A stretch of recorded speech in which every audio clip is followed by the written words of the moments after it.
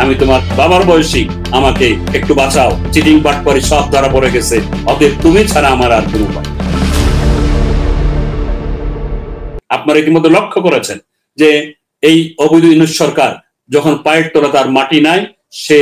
বাংলাদেশ সরকারের, বাংলাদেশের জনগণের ট্যাক্সের টাকা দিয়ে সে লন্ডনে গিয়ে এক নেতার হাতে পায়ে ধরে বসে আছে, বাবা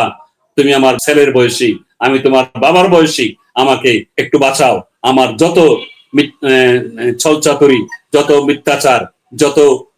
চিটিং বাটপারি সব ধরা পড়ে গেছে, অতএব তুমি ছাড়া আমার আর কোনো উপায় নাই।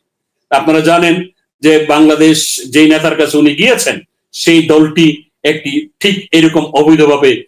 সামরিক ছত্রছায়া তৈরি হয়েছিল, সেই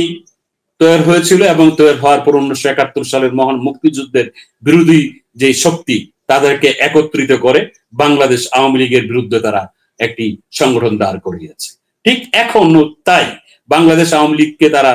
ভীষণভাবে ভয় পাচ্ছে যে বাংলাদেশ আওয়ামী লীগ যদি ঘুরে দাঁড়ায়, বাংলাদেশ আওয়ামী লীগ যদি পুনঃপ্রতিষ্ঠিত হয়, তাদের অবস্থা ছন্নছাড়া হয়ে যাবে। সেই কারণে মহান মুক্তিযুদ্ধের সকল বিরোধী শক্তি, যারা 1971 সালের বিরোধিতা করেছে, পরবর্তী সময় বিভিন্ন সময় যারা মুক্তিযুদ্ধের চেতনার বিরুদ্ধে দাঁড়িয়েছে, তাদেরকে একত্রিত করে তারা চেষ্টা করছে বাংলাদেশ আওয়ামী লীগকে, যাকে দূরে রেখে একটি নামকে ওয়াস্তে নির্বাচন দিয়ে ক্ষমতায় দীর্ঘস্থায়ী হতে পারে। কিন্তু এটা স্বপ্ন, তাদের এই স্বপ্ন কোনোদিনও বাস্তবায়ন এই বাংলার মাটিতে হবে না। যে বাংলার মাটিতে 30 লক্ষ শহীদ ঘুমিয়ে আছে, যে বাংলার মাটিতে 2 লক্ষ মা বোনের ইজ্জত এই বাংলাদেশের স্বাধীনতার জন্য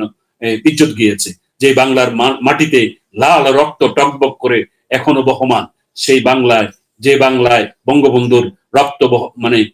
প্রভাবিত হয়েছে, এই বাংলায় কোনোভাবেই মহান মুক্তিযুদ্ধের বিরুদ্ধে শক্তি প্রতিষ্ঠিত হবে এটা আমরা বিশ্বাস করি না এবং আমরা করতে দিব না। অচিরেই আমরা এই বাংলাদেশে মহান মুক্তিযুদ্ধের